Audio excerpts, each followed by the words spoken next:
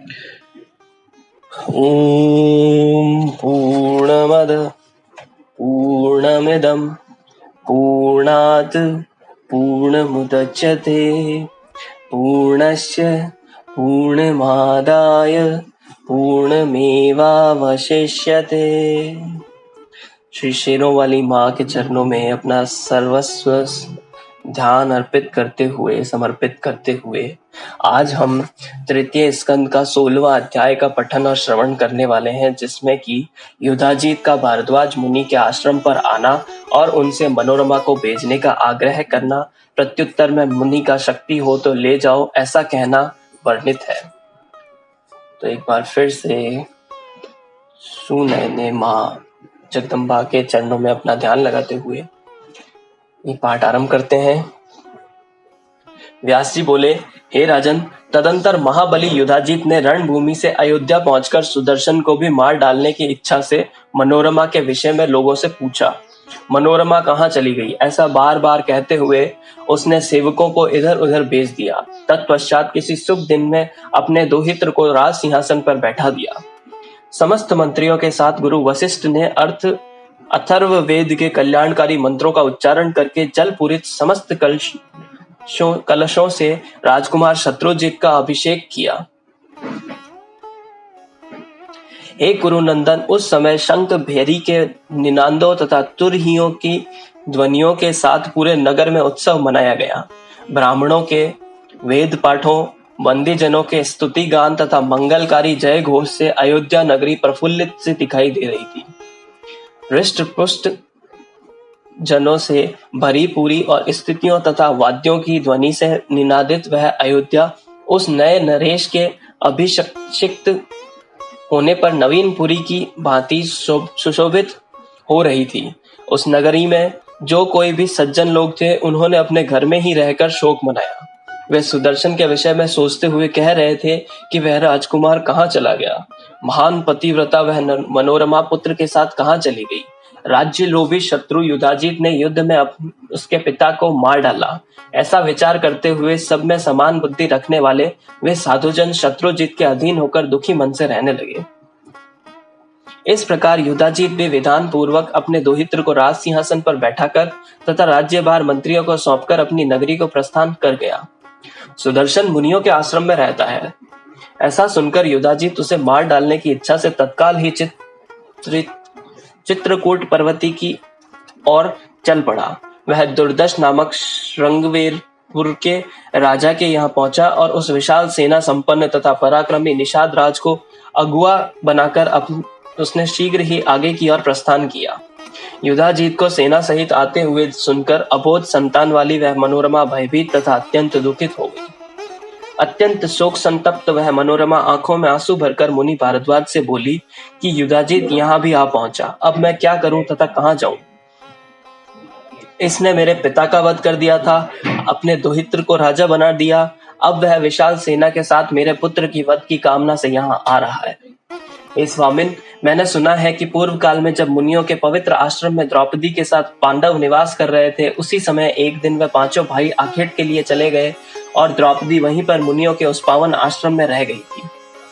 धौम्य, अत्रि, गालव, पैल, जाबाली, गौतम, भृगु, च्यवन, अत्रि गोत्रज, कण्व, जतु, क्रतु, वितिहोत्र, सुमंतु, यज्ञदत्त, वत्सल, राशासन, कहोड़, यव्रकी, यज्ञकृति, क्रतु, ये सब और भारद्वाज आदि अन्य पुण्यात्मा मुनिगण उस पावन आश्रम में विराजमान थे। वे सभी वेद पाठ कर रहे थे। हे मुनि समुदाय से संपन्न उस आश्रम में सर्वांग सुंदरी वह द्रौपदी अपनी दासियों के साथ निर्भय होकर रहती थी। शत्रुओं को संताप पहुंचाने में समर्थ तथा धनुष बाण धारण करने के लिए वे पांचों पांडव मृग का पीछा करते हुए एक वन से दूसरे वन में निकल गए। इसी बीच समृद्धिशाली सिंधु नरेश जयद्रथ वेद ध्वनि सुनकर अपनी सेना के साथ आश्रम के पास आ गया। वेद पाठ सुनकर राजा जयद्रथ पुण्यात्मा मुनियों के दर्शन की अभिलाषा से शीघ्रता पूर्वक रथ से उतरा। जब उसने अपने दो भृत्यों के साथ आगे बढ़ा तो मुनियों को वेद पाठ में संलग्न देखकर वहीं पर बैठ गया। हे स्वामिन, राजा जयद्रथ हाथ जोड़कर कुछ देर तक बैठा रहा। इसके बाद वह मुनियों से भरे हुए उस आश्रम में प्रविष्ट हुआ। तत्पश्चात मुनियों की पत्नियां तथा अन्य स्त्रियां वहां बैठे हुए राजा जयद्रथ को देखने की इच्छा से वहां आ गई और लोगों से पूछने लगी, ये कौन है? उन्हीं स्त्रियों के साथ परम सुंदरी द्रौपदी भी आई। जयद्रथ की दृष्टि दूसरी लक्ष्मी के समान प्रतीत हो रही उस द्रौपदी पर पड़ गई। दूसरी देवकन्या की भांति प्रतीत हो रही उस श्याम नेत्रों वाली द्रौपदी को देखकर राजा जयद्रथ ने ऋषि धौम्य से पूछा कि यह सुंदर मुख वाली युवती कौन है? यह किसकी पत्नी है? किसकी पुत्री है? और इस परम सुंदरी का नाम क्या है? रूप तथा सौंदर्य से संपन्न यह स्त्री तो धरा पर उतरकर आई हुई साक्षात इंद्राणी की भांति प्रतीत हो रही है। यह स्त्री बबूल के वन में स्थित लवंगलता तथा कुरूपा राक्षसियों के समूह में सचमुच रंभा के समान ही प्रतीत हो रही है। हे महाभाग, आप सच सच बताइए कि यह स्त्री किसकी पत्नी है? हे द्विज, यह तो किसी रानी जैसी प्रतीत हो रही है। मुनि पत्नी तो यह कदापि नहीं हो सकती। धौम्य बोले, हे सिंधु राजेंद्र, समस्त शुभ लक्षणों वाली ये पांडवों की प्रिय भार्या तथा पांचाल नरेश की पुत्री द्रौपदी है। यह इसी पवित्र आश्रम में निवास करती है। जयद्रथ बोला, विख्यात पराक्रमी पांचों पांडव कहाँ गए हुए हैं? क्या वे महान बलशाली वीर निश्चिंत होकर इस समय इसी वन में रह रहे हैं? धौम्य बोले, पांचों पांडव इस समय रथ पर आरूढ़ होकर आखेट के लिए वन में गए हुए हैं। वे राजागण मध्याह्न काल में मृगों को लेकर आ जाएंगे। मुनि का यह वचन सुनकर वह राजा जयद्रथ अपने आसन पर उठा और द्रौपदी के पास जाकर उन्हें प्रणाम करके इस प्रकार बोला, हे परम सुंदरी, आप सकुशल तो हैं ना? आपके पतिगण कहाँ गए हुए हैं? आपको वन में निवास करते हुए आज 11 वर्ष बीत चुके हैं। तत्पश्चात द्रौपदी ने कहा, हे राजकुमार, आपका कल्याण हो। अभी थोड़ी देर में पांडव आ जाएंगे, तब तक आप आश्रम के समीप ही विश्राम कीजिए। उसके ऐसा कहने पर लोभ से आक्रांत उस वीर ने जयद्रथ ने मुनिवरों की अवहेलना करके द्रौपदी का हरण कर लिया। मनोरमा ने कहा, हे स्वामी, अतएव बुद्धिमान लोगों को चाहिए कि वे किसी पर भी विश्वास न करें। ऐसा करने वाला दुख प्राप्त करता है। इस विषय में राजा बलि उदाहरण है। विरोचन पुत्र राजा बलि वैभव संपन्न, धर्मपरायण, सत्य प्रतिज्ञ, यज्ञकर्ता, दानी, शरणदाता तथा साधु जनों के सम्मान्य थे।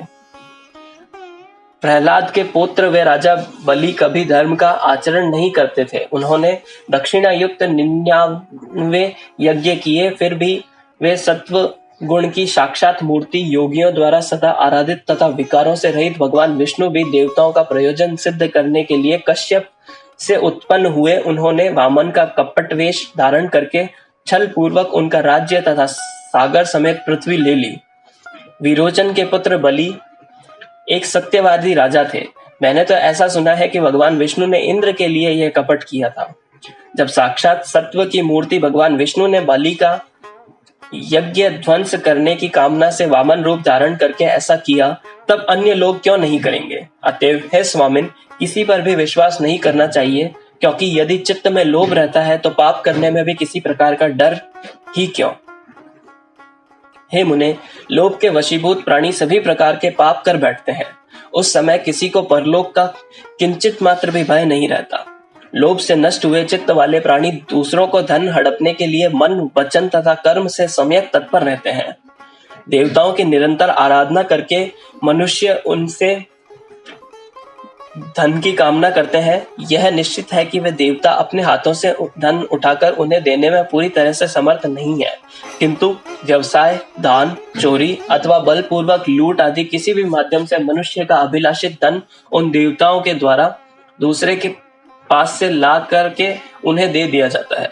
विक्रय करने के लिए पर्याप्त धान्य तथा वस्त्र आदि का संग्रह करके वैश्य इस भावना से देवताओं की पूजा करता है कि मेरे पास विपुल धन हो जाए। हे परंतप, क्या इस व्यापार के द्वारा दूसरों का धन ग्रहण करने की इच्छा नहीं होती? वस्तु का संग्रह करने के बाद से ही वह भाव महंगा होने की इच्छा करने लगता है। हे ब्राह्मण, इस प्रकार सभी प्राणी दूसरों को धन लेने के लिए निरंतर तत्पर रहते हैं, तो फिर विश्वास कैसा? लोभ तथा मोह से घिरे हुए लोगों का तीर्थदान, अध्ययन सब व्यर्थ हो जाता है। उनका किया हुआ वह सारा कर्म न करने के समान हो जाता है। अतः हे महाभाग, इस युधाजीत को घर लौटा दीजिए। हे द्विजोत्तम, जानकी की भांति मैं अपने पुत्र के साथ यहाँ निवास करूंगी। मनोरमा के ऐसा कहने पर तेजस्वी भारद्वाज मुनि राजा युधाजीत के पास जाकर उनसे बोले, हे नारजन, हे नृपश्रेष्ठ, अपने इच्छा अनुसार आप अपने नगर को चले जाएं। छोटे बालक वाली उस मनोरमा बड़ी दुखी है, वह नहीं आ रही है। युधाजीत बोला, हे सौम्य मुने, आप हट छोड़ दीजिए और मनोरमा को विदा कीजिए। इसे छोड़कर मैं नहीं जाऊंगा। यदि आप नहीं मानेंगे तो मैं इसे अभी बलपूर्वक ले जाऊंगा। ऋषि बोले, जैसे प्राचीन काल में विश्वामित्र वशिष्ठ मुनि की गौ को लेकर जाने के लिए उद्यत हुए थे, उसी प्रकार यदि आप में शक्ति हो तो आज मेरे आश्रम से इसे बलपूर्वक ले जाइए। इस प्रकार 18,000 श्लोकों वाली श्रीमद् देवी भागवत महापुराण संहिता के अंतर्गत तृतीय स्कंद का युधाजीत भारद्वाज संवाद वर्णन नामक 16वां अध्याय। ओम तत्सत। श्री जगदम्बिकायै नमः।